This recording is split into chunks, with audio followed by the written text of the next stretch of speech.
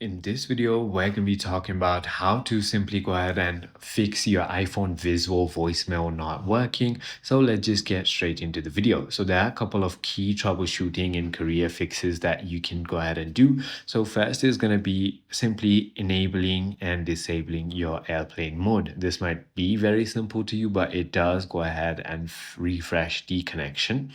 If that doesn't work, what you need to do is simply head into your settings just like that, and now head into your general and then click on about, and finally check if any update is available. You can also do the same by clicking on software update, and if there is an update, you can simply go ahead and update it.